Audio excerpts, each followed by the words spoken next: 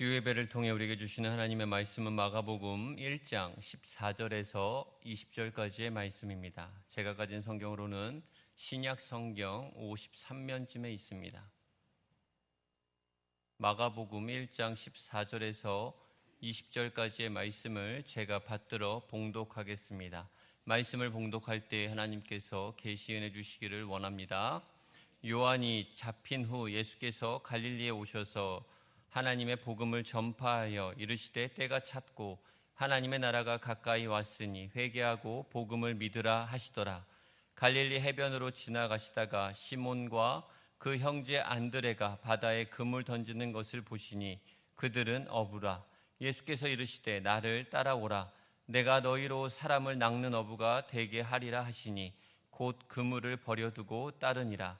조금 더 가시다가 세베대의 아들 야고보와 그 형제 요한을 보시니 그들도 배에 있어 그물을 깃는데 곧 부르시니 그 아버지 세베대를 품꾼들과 함께 배에 버려두고 예수를 따라가니라. 아멘. 이 말씀은 살아계신 하나님의 말씀입니다. 하나님께 감사드립니다. 아멘. 그분의 때에 그분의 부르심이라는 제목으로 하나님 말씀 전하도록 하겠습니다. 교회 안에 있는 사람을 예수의 제자로 만들어 세상으로 내보내고 또한 그들을 통해 세상 안에 있는 사람을 교회로 인도해서 예수의 제자로 만드는 것이다. 이 말은 지금 고인이 되신 은보 옥하는 목사님의 목회 철학입니다. 제가 옥 목사님을 알게 된 시기는 전도사로 청년부를 맡고 있을 때였습니다. 그때 옥 목사님의 제자 훈련에 대한 열정에 깊은 도전을 받았습니다. 제가 예전에 저의 목회 철학에 대해 말씀드린 적이 있는데 나는 양육과 훈련을 통해 작은 예수가 되어 세상으로 나아가 왕같은 제사장으로서 영향력 있는 삶을 산다. 이것이 저의 목회 철학입니다. 첫째, 교회에서 제자 훈련을 통해 예수님을 닮은 사람, 즉 작은 예수를 만든다. 둘째, 제자 훈련을 통해 작은 예수가 된 사람은 세상에서 왕같은 제사장, 즉 평신도 사역자가 되어 영향력을 발휘한다. 여기서 평신도 사역자란 자신이 활동하는 각자의 장소를 하나님의 나라로 변화시키는 사명을 감당하는 사람들을 의미합니다. 이러한 목회 철학을 갖게 된 이유는 저 자신이 청년 시절에 이와 같은 삶을 살지 못했기 때문에 너무나 후회되어 우리 성도들은 꼭 평신도 사역자가 되기를 바라기 때문이죠. 청년 시절에 나는 왜 세상에서 영향력을 발휘하지 못하였을까 생각해 보면 어느 누구도 이와 같은 훈련을 시켜주지 않았습니다. 교회 나와서 열심히 봉사하고 예배 빠지지 않고 교회 모임에 착실히 참석하고 지체들과 교제를 하면서 위안을 삼는 등 이런 것들만 배웠지 양육과 훈련을 통해 작은 예수가 되어야 한다라는 강력한 메시지를 듣지 못했습니다. 그런데 이 옥 목사님을 통해 깨닫게 되었죠. 여러분도 아시다시피 사람은 잘 바뀌지 않습니다. 오죽하면 사람은 고쳐서 쓰는 것이 아니다라는 말이 있겠습니까? 그런 것처럼 제자를 만드는 것은 쉽지 않기 때문에 강한 훈련이 필요하죠. 복음서에 나타나신 예수님의 모습은 부드러움도 있지만 예수님의 말투와 행동은 거칠고 강합니다. 왜냐하면 사단의 권세 아래 있는 사람과 문화를 하나님 나라의 것으로 변화시키려고 하니 강하게 말씀하실 수밖에 없었습니다. 예수님은 강력한 하나님의 복음을 통해 세상을 변화시켰습니다. 오늘 본문은 예수님께서 전하시고자 하신 복음의 핵심이 무엇이며 그것을 확장시키기 위해 어떤 방법을 사용하셨는지 보여주고 있지요. 본문은 세례 요한에게 세례를 받으시고 사단의 시험에서 승리하신 예수님께서 본격적으로 공생의 사역을 시작하는 내용이에요. 마가복음 1장 14절에서 9장 50절까지의 내용을 보면 알 수 있듯이 예수님의 공생의 사역은 대부분 갈릴리에서 이루어졌습니다. 마가복음 1장 14절 15절 말씀이에요.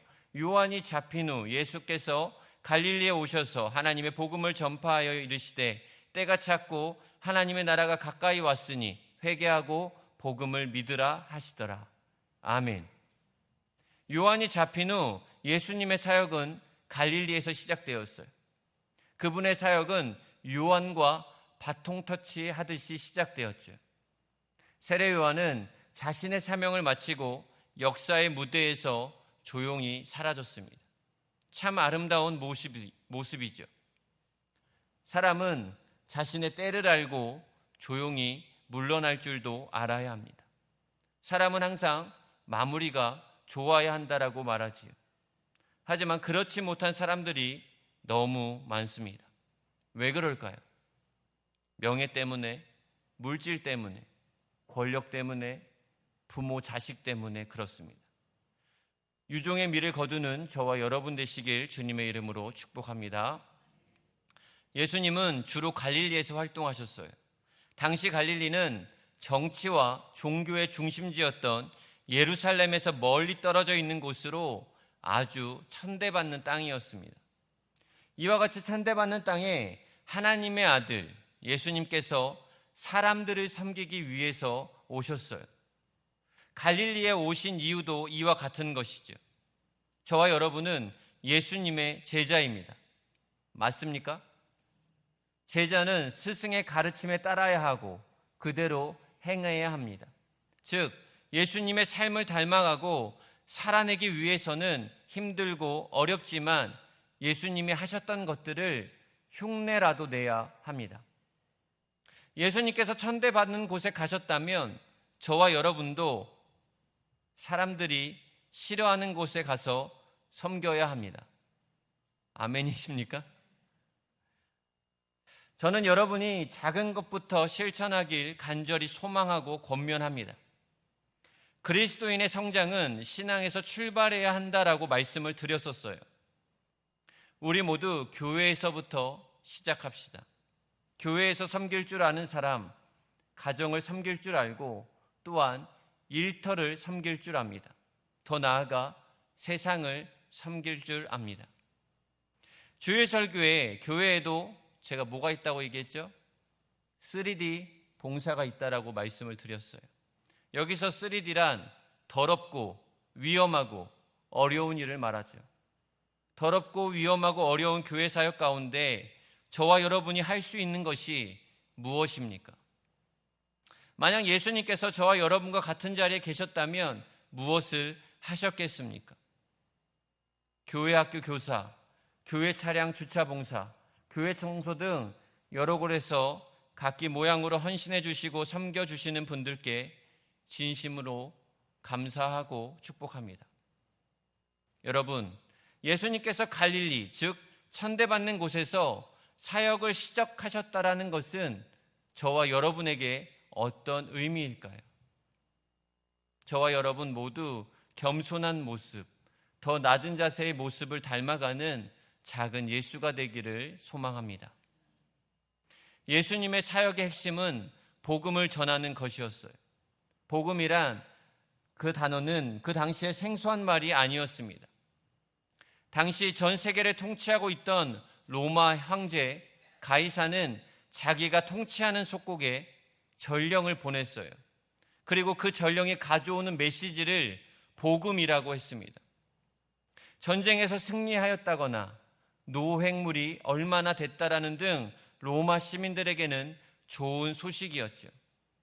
하지만 식민지 사람들에게는 기쁜 소식이 아니었지요. 매우 슬픈 경우가 많았어요. 그래서 당시 사람들은 복음이라는 말을 썩 그다지 좋아하지 않았습니다. 따라서 마가는 예수님께서 전하시는 복음은 가이사와 다른 것으로 보여줄 필요성이 있다라고 생각을 했습니다. 그래서 마가는 그냥 복음이 아니라 하나님의 복음이라고 기록하였습니다. 가이사의 복음과는 차별이 있다는 것을 보여주는 것이지요. 15절 말씀이에요. 이르시되 때가 찼고 하나님의 나라가 가까이 왔으니 회개하고 복음을 믿으라 하시더라. 여기서 때가 찼다라는 표현은 하나님의 시간을 의미합니다.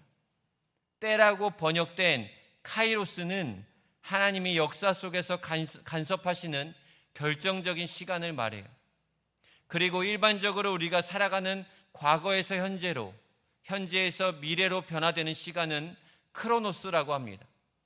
즉 카이로스, 하나님의 때는 크로노스, 시간의 흐름이 아닙니다. 하나님의 계획 가운데 그분의 뜻이 이루어지는 결정적인 시간이 되었을 때 예수님은 사역을 시작하셨어요. 저와 여러분의 인생에도 하나님께서 역사하시는 때가 있었을 것이고, 또한 진행 중에 있을 것이고, 또한 앞으로 있을 것입니다. 우리는 크로노스의 시간 속에 살아가지만 하나님께서 일하시는 결정적인 때, 카이로스가 있습니다. 그 때를 위해서 우리는 준비하고 기도하며 기다려야 합니다. 모세는 40년 동안 애굽 궁정에서 최고의 학문과 지혜를 통해 훈련을 받았죠. 그러나 하나님의 때는 아니었어요. 그럼 언제가 하나님의 때였습니까? 사도행전 7장 30절에 40년이 참에 천사가 시내산 광야 가시나무 떨기불꽃 가운데에서 그에게 보이거늘, 40년이라는 크로노스가 또 지나 80세가 되었을 때 하나님의 시간이 된 것이죠. 그때 비로소 출애굽 사역을 시작할 수 있었어요. 성도 여러분, 하나님의 시간은 반드시 찾아옵니다. 때가 차면 하나님은 저와 여러분을 멋지게 사용하실 것입니다. 가정의 복음화를 비롯해서 내가 소망하는 것과 바라는 그때를 기다리면서 기도하며 잘 준비하시기를 주님의 이름으로 축복합니다. 하나님의 시간이 되었을 때 예수님은 복음을 전파하셨어요. 하나님의 나라가 가까이 왔다. 회개하라. 복음을 믿으라. 예수께서 전하신 복음의 핵심은 하나님의 나라입니다. 하나님의 나라는 하나님께서 통치하시는 모든 영역을 가리킵니다. 모든 삶의 부분마다 하나님께서 나를 다스리시면 거기에 하나님의 나라가 임하는 것이에요. 그런데 사람들은 하나님의 나라를 오해하지요.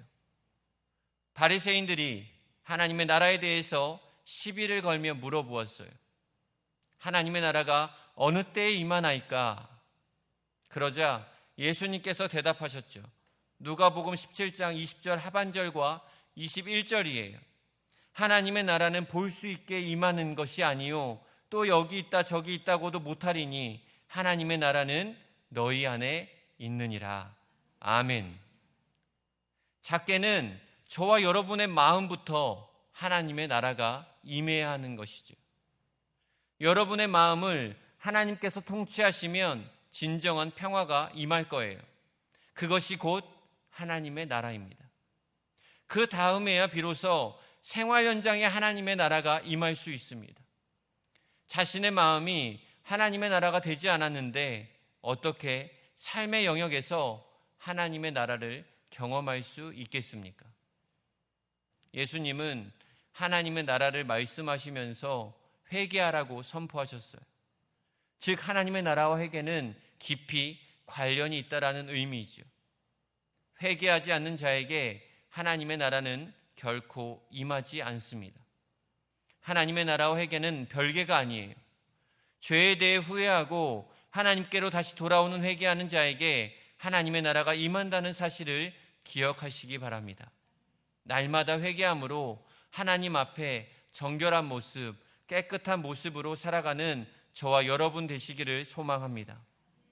예수님은 복음을 전하는 데서 멈추지 않고 복음을 계속해서 전할 사람을 세우길 원하셨어요. 그래야만 복음이 오는 세대에 계속해서 전해질 수 있기 때문이죠. 그래서 예수님의 생각하신 방법은 제자를 만드는 것이었어요. 우리 16절에서 20절까지의 말씀을 우리 함께 봉독하도록 하겠습니다. 시작. 갈릴리 해변으로 지나가시다가 시몬과 그 형제 안드레가 바다에 그물 던지는 것을 보시니 그들은 어부라. 예수께서 이르시되 나를 따라오라. 내가 너희로 사람을 낚는 어부가 되게 하리라 하시니 곧 그물을 버려두고 따르니라. 조금 더 가시다가 세베대의 아들 야고보와 그 형제 요한을 보시니 그들도 배에 있어 그물을 깁는데 곧 부르시니 그 아버지 세베대를 품꾼들과 함께 배에 버려두고 예수를 따라가니라. 아멘. 예수님은 사람을 찾고 계셨습니다. 그 목적이 무엇이죠? 복음을 전파하여 세상을 하나님의 나라로 만들기 위해서입니다. 예수님은 사람을 찾아내어 제자를 만들고 그들과 비전을 함께 공유한 다음 그들을 통하여 하나님의 뜻을 이루기를 원하셨어요.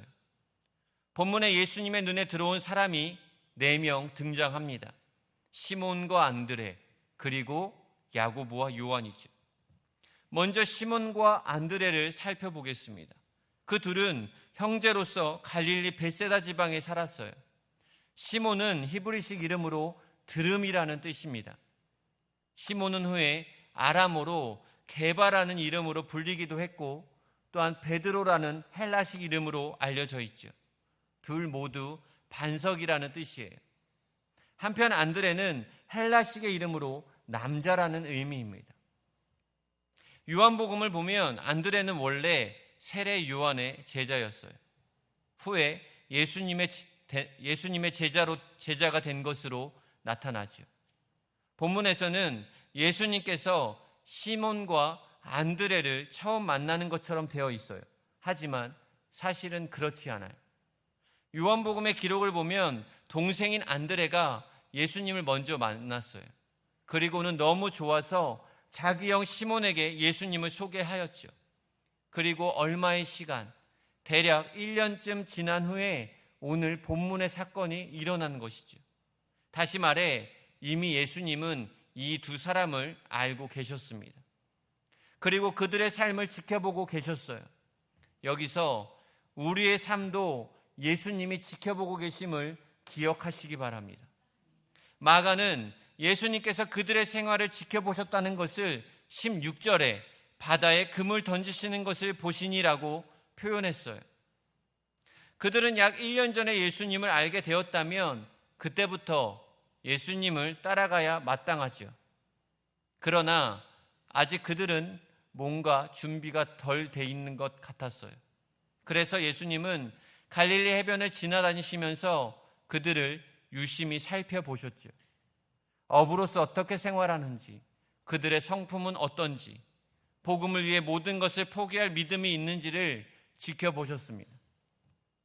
그리고 하나님의 때가 되었을 때 예수님께서 그들을 부르신 것이죠.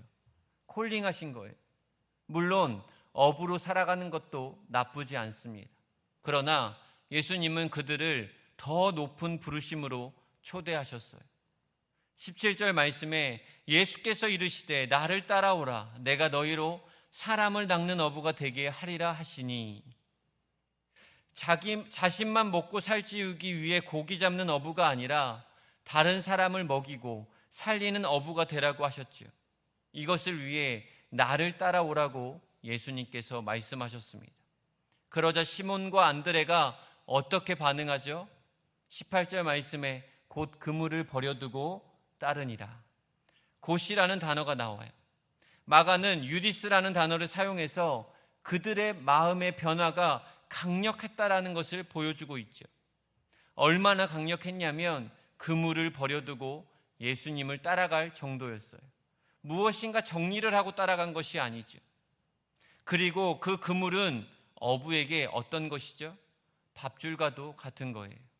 다시 말해 자신의 생계수단을 포기하고 따를 만큼 그분의 부르심에 절대적인 순종을 하였다라는 것입니다. 말씀을 준비하면서 곰곰이 생각해 보았어요. 예수님께서 시몬과 안드레를 처음 보시자마자 나를 따라오라고 하지 않으시고 한참 후에 콜링하신 이유는 무엇일까? 아마도 처음에는 그물을 포기하지 못했을 것이다. 예수님은 그들이 그물을 포기할 수 있는 그때까지 기다리셨구나라고 생각했습니다. 그렇습니다. 예수님은 사람의 중심을 아시죠. 그 중심이 준비가 된다면 언제라도 하나님은 사용하십니다. 오늘날 크리스천들이 왜 세상에서 영향력을 발휘하지 못할까요? 세상 사람들과 똑같이 손익을 계산하고 실리적인 계산에 따라 살아가기 때문입니다. 교회조차도 손해를 감수하려고 하지 않죠. 자기에게 손해가 되는 것 같다 싶으면 결코 나서지 않습니다. 너무 계산적인 것이죠. 교회에서 이런 일이 일어나는데 세상에서는 말할 필요가 있을까요? 여러분, 우리의 삶의 터전을 전부 내려놓고 주님을 따르라는 것이 아니에요. 이 가운데 그분의 고귀한 부르심에 따라 모든 것을 포기하고 온전히 헌신할 분이 계십니까? 그러한 헌신은 어렵다 할지라도 때로는 계산적인 마음을 내려놓고 정말 보람 있고 소중한 일을 위해 삶을 기꺼이 드리는 거룩한 낭비를 할 줄 아는 저와 여러분 되기를 소망합니다. 19절 20절에 등장하는 야고보와 요한도 비슷하지요. 예수님께서 그들을 지켜보셨어요. 그리고 예수님께서 부르실 때 그들 역시 즉각적인 순종을 하였습니다. 20절 말씀에 그 아버지 세대들을 품꾼들과 함께 배에 버려두고 예수를 따라가니라. 품꾼을 고용할 정도였다면 세베대의 가정은 비교적 부유했을 것입니다. 야고보와 요한은 부유한 생활뿐만 아니라 누구까지 포기했죠? 아버지까지 포기하고 예수님을 따라갔습니다. 그렇지만 여기서 이것을 오해하면 안 돼요. 성경은 부모를 공경하라고 말씀합니다.